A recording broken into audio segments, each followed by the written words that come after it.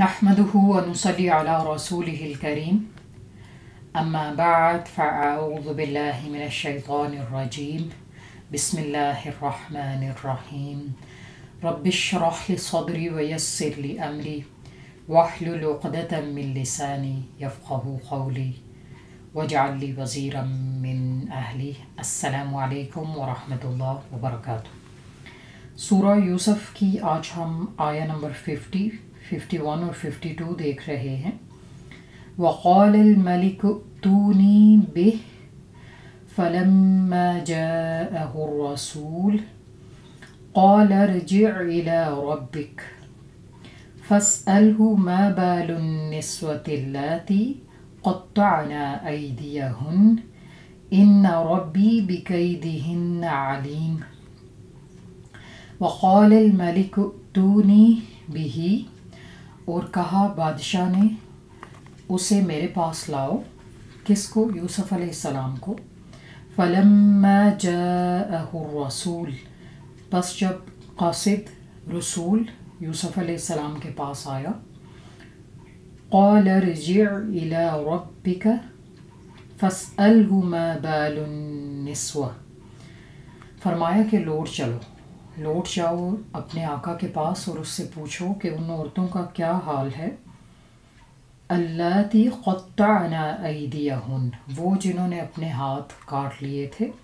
ان ربی بکیدہن علیم، بے شک میرا رب یا میرا آقا ان کی چالوں کے بارے میں باخبر ہے۔ بادشاہ نے جب دیکھا کہ اس کا خواب اتنا اچھے سے انٹرپریٹ کیا گیا ہے اور اس نے کچھ نہ دیکھا کچھ نہ سوچا، فوراً سے قاصد کو بھیج دیا کہ یوسف علیہ السلام کو میرے پاس لایا جائے۔ یہ نہ سوچا کہ جیل میں وہ کیوں ہیں، کیا کیسز ہو سکتے ہیں ان پہ اور کیا معاملہ ہے۔ فوراً سے قاصد کو بھیج کے یوسف علیہ السلام کو اپنے پاس بلایا، اور یوسف علیہ السلام اتنے انٹیلیجنٹ ہیں، کیا فرماتے ہیں، ارجع الی ربک، اپنے رب کی طرف، اپنے آقا کی طرف واپس لوٹ جاؤ، اور فاسألہ ما بال النسوہ، ان عورتوں کے بارے میں پوچھا۔ کن عورتوں کے بارے میں؟ قطعن ایدیہن، جنہوں نے اپنے ہاتھ کاٹ لیے تھے۔ ذرا تم واپس لوٹو اپنے آقا کے پاس اور اس سے پوچھو کہ ان عورتوں کا کیا حال ہے جنہوں نے اپنے ہاتھ کاٹ لیے تھے۔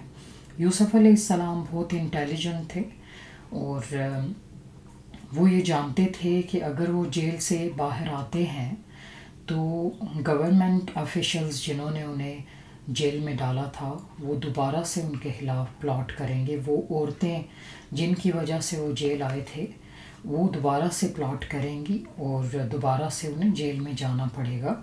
And he didn't want to end up in jail again this time, as Yusuf علیہ السلام lately said قال رب السجن احب الی مما یدعوننی الیہ، اے میرے رب جیل مجھے زیادہ پسند ہے۔ یوسف علیہ السلام نے کیا کہا تھا؟ اے میرے رب مجھے جیل زیادہ پسند ہے، مما یدعوننی الیہ، اس سے جس کی طرف یہ عورتیں مجھے بلاتی ہیں۔ اس وقت یوسف علیہ السلام کو جیل ایک سولوشن نظر آیا کہ جیل میں چلا جاؤں تو شاید معاملہ جو ہے وہ کچھ میرے حق میں بہتر ہو، کیونکہ جیل سے باہر رہنا مشکل ہے۔ کون چاہتا ہے جیل میں جانا؟ کوئی نہیں چاہتا۔ لیکن یوسف علیہ السلام جانتے تھے کہ ایک وہ انسان جو کہ مومن ہو اور اللہ تعالیٰ کا بندہ ہو، اس کے لیے یہ زیادہ بہتر ہے کہ اسے ایسا ماحول ملے جس سے وہ کم سے کم اللہ تعالیٰ کا ذکر کر سکے اور فرائض ادا کر سکے۔ تو بلا شبہ اس میں یوسف علیہ السلام کو مشکل نہیں ہوئی ہوگی اور جیل میں انہیں ایک ریلیف ملا ہوگا۔ لیکن اب وہ کیا کہتے ہیں کہ ان عورتوں کو ذرا معلوم کرو کہ ان کا کیا حال ہے، اور جنہوں نے اپنے ہاتھ کاٹ لیے تھے۔ اب یوسف علیہ السلام جانتے تھے کہ اب جیل نہیں جانا، اب جیل سے زیادہ ان کی ضرورت باہر ہے۔ وہ جانتے تھے کہ ایجپٹ کو جن کرائسس کا سامنا ہونے جا رہا تھا فیوچر میں، اس کے لیے ان کی خدمات زیادہ ضروری ہیں اس سے کہ وہ واپس جیل میں آ جائیں۔ تو وہ چاہتے تھے کہ ان کا کیس ری انویسٹیگیٹ کیا جائے. تو بادشاہ جو تھا وہ بلا شبہ یوسف علیہ السلام کو ایک ہائی پوسٹ دینے والا تھا، ایک اچھی پوزیشن دینے والا تھا، اپنے ساتھ اپنا جو ہے وہ ایک اچھی بڑی ذمہ داری دینے جا رہا تھا. آپ دیکھیں انبیاء کتنے پروڈکٹیو ہوتے ہیں، قوم کی خدمت کو بھی وہ عبادت سمجھتے ہیں. اور سیاست بلا شبہ ایک عبادت ہے. سیاست خود غلط نہیں ہے، کچھ سیاستدان جو ہیں وہ سیاست کو غلط بنا دیتے ہیں، اسے گالی بنا دیتے ہیں، اور ہم سوچتے ہیں شاید سیاست کرنا ہی غلط ہے. You see that your position doesn't make you special. You could be a doctor, an engineer, you could be a politician, you could be anything, but your position doesn't make you special. The thing that makes you special is how responsible you are towards your position. آپ اپنی position میں، آپ اپنے profession میں کتنے serious ہیں، کتنے responsible ہیں، that what makes you special. تو یوسف علیہ السلام جانتے تھے کہ مجھے ابھی جیل سے باہر رہ کے خدمات سر انجام دینی ہے، قوم کو سرو کرنا ہے، اور یہ زیادہ ضروری ہے. اس کے لیے وہ کیا چاہتے تھے کہ ان کا کیس ری اوپن ہو، ری انویسٹیگیٹ ہو.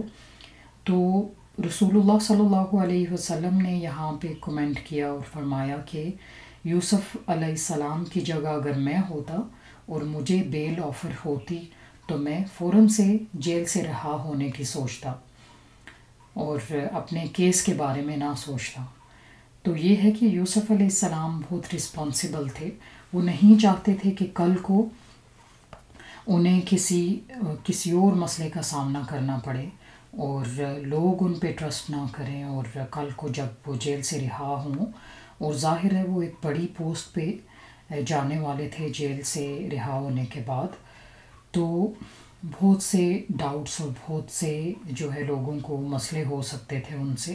جب انہوں نے ایک بڑی کرسی پہ بیٹھ کے قوم کو انسٹرکشن دینی تھی کہ اب یہ کیا جائے، اب ایسا کیا جائے، ایسا نہ کیا جائے، تو لوگوں نے ظاہر ہے لیگ پولنگ شروع کر دینی تھی. ایسے جب آپ کسی بڑی پوسٹ پہ ہوتے ہیں، ہائی پوزیشن پہ ہوتے ہیں، تو بہت سے لوگ آپ کے فینز ہو جاتے ہیں. بہت سے لوگ ایسے ہوتے ہیں جو ہیٹرز بھی ہوتے ہیں، اور کریٹیسائزرز بھی آپ کو بہت سے ملیں گے.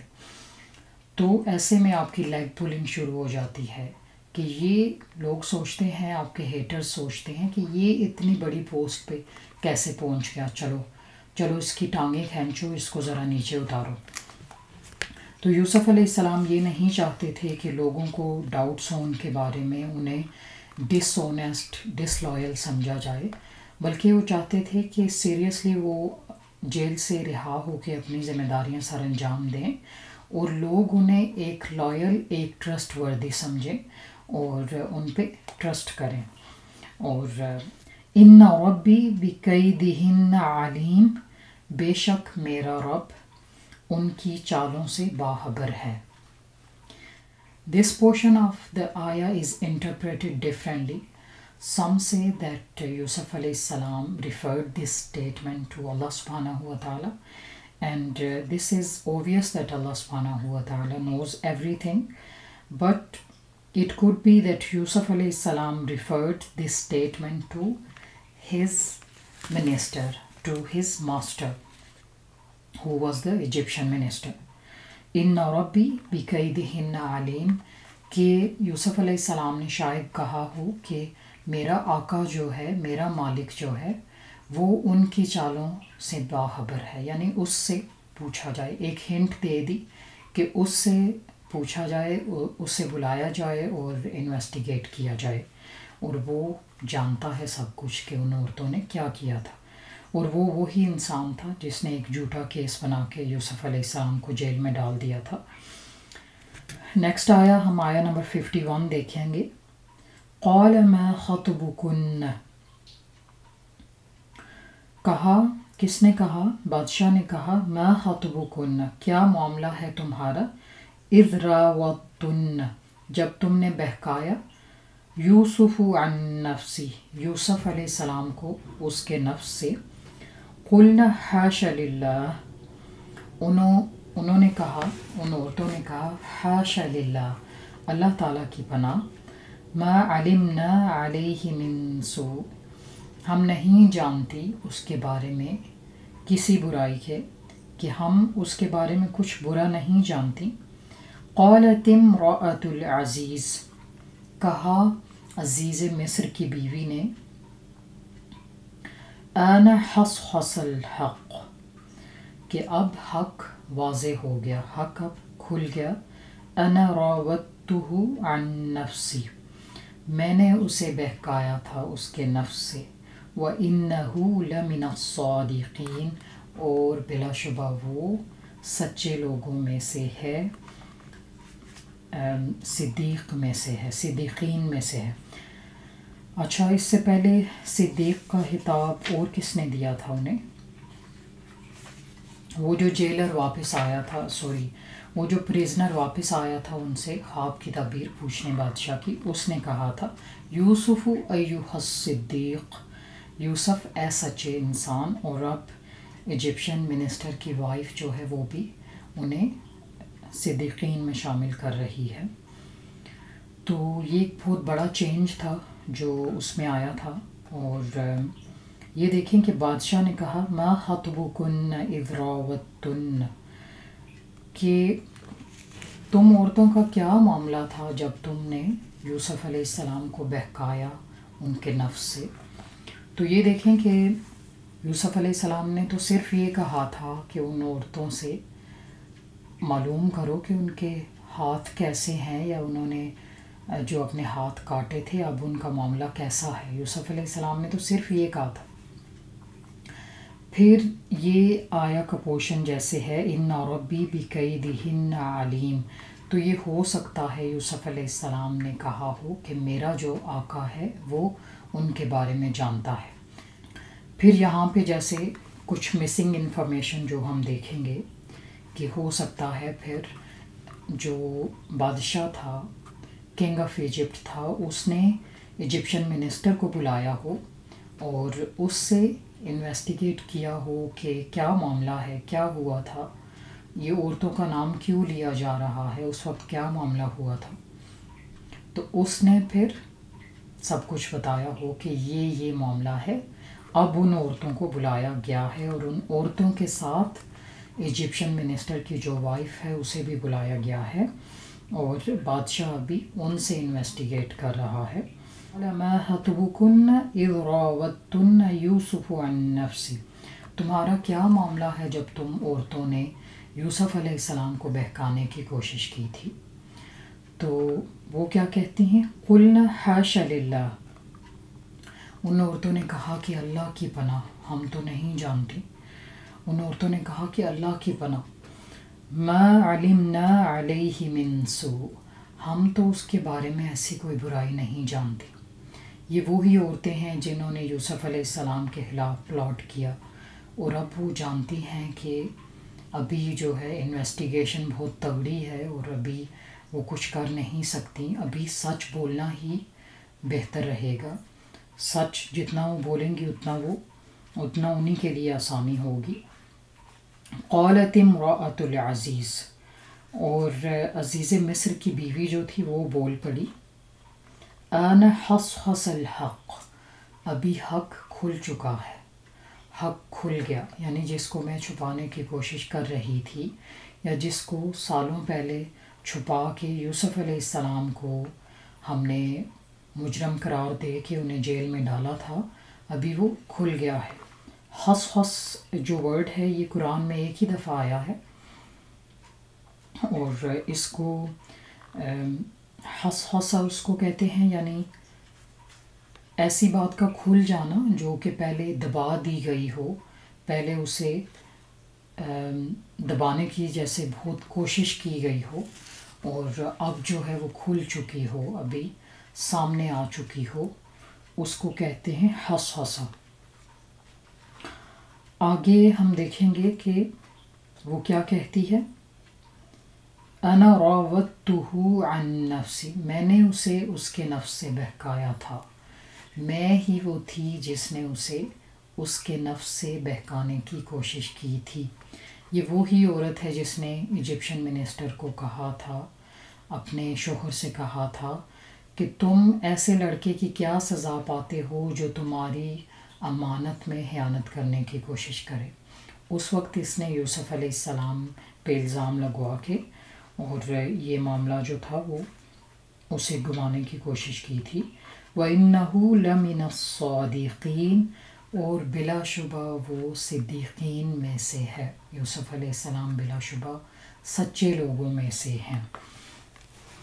اور یہ وہ عورت کہہ رہی ہے جو کہ کہہ رہی تھی کہ یوسف جھوٹ بول رہے ہیں اور میں سچی ہوں۔ تو you see the big change in her. وَإِنَّهُ لَمِنَ الصَّادِقِينَ، اور یقیناً وہ سچے لوگوں میں سے ہے۔ You see the big change in her. You see that she has reformed herself and she must have learned a lot over the years.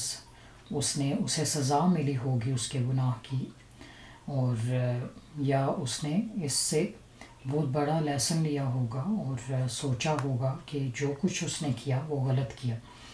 اور یہ ہوتا ہے کہ آپ اللہ تعالیٰ کے نیک بندوں کو جب آپ سلینڈر کرتے ہیں تو ان کا وبال آپ کے اوپر ہی پڑتا ہے، اور اللہ تعالیٰ کہتے ہیں کہ ایسے لوگوں پہ لعنت کی گئی ہے۔ سورہ نور کی آیا ہے کہ ایسے لوگوں پہ اللہ تعالیٰ کی لعنت ہے اس دنیا میں بھی اور آخرت میں بھی۔ مگر وہ شخص جو اپنے گناہوں کی معافی مانگے، توبہ کرے، تو آپ صلی اللہ علیہ وسلم نے فرمایا وہ ایسے ہی ہے جیسے اس نے کوئی گناہ کیا ہی نہیں۔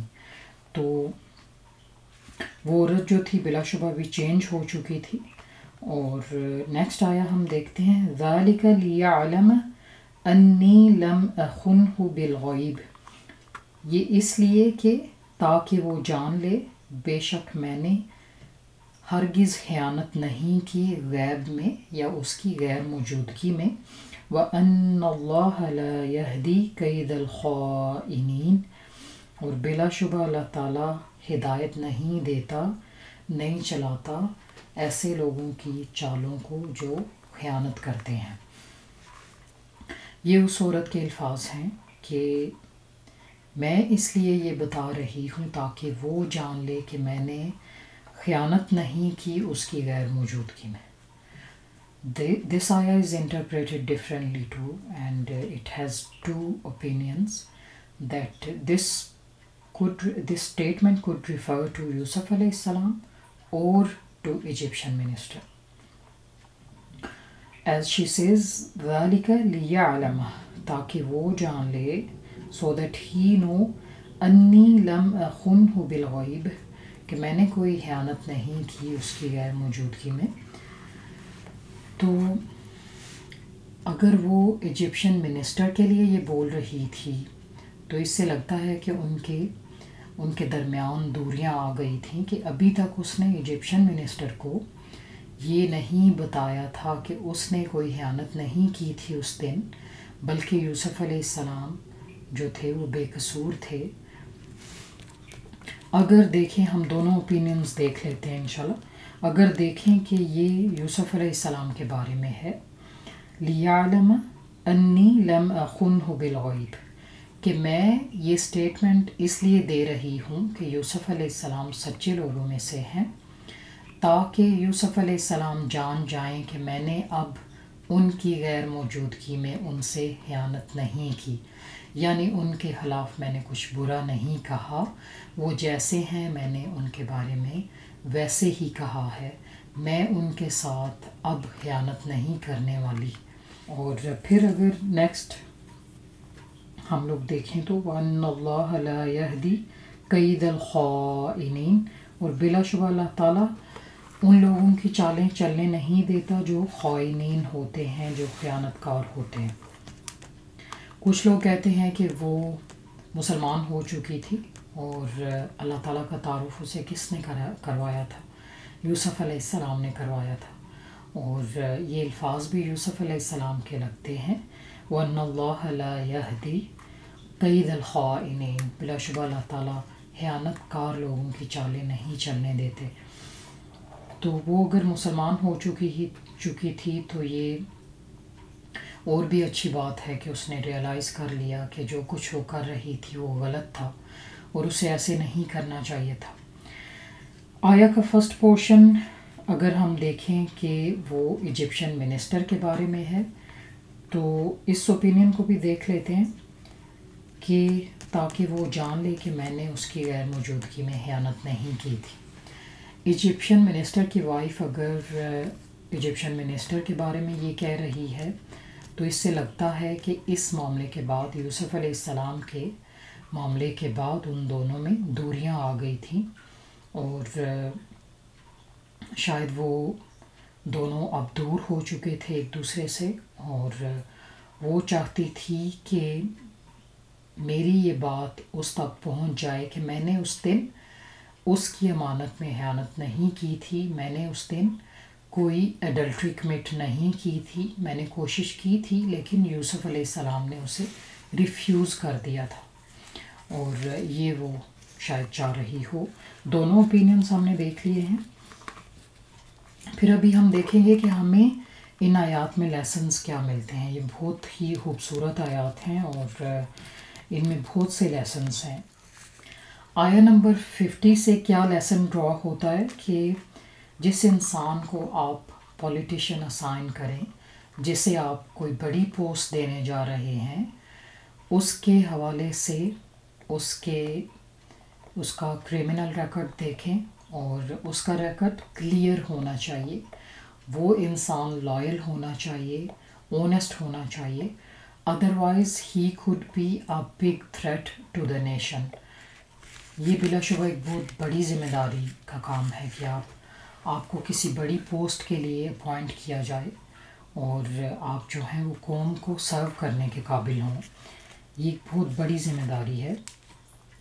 آیا نمبر 51 کے حوالے سے کیا لیسن ڈرا ہوتا ہے کہ عورتیں بھی کنفیشن کر رہی ہیں اور عزیز مصر کی بیوی نے بھی کنفیشن کیا اور کہا کہ میں نے اسے اس کے نفس سے بہکانے کی کوشش کی تھی، وَإِنَّهُ لَمِنَ الصَّادِقِينَ، اور بلا شبہ وہ ایک سچا انسان ہے، وہ سچے لوگوں میں سے ہے۔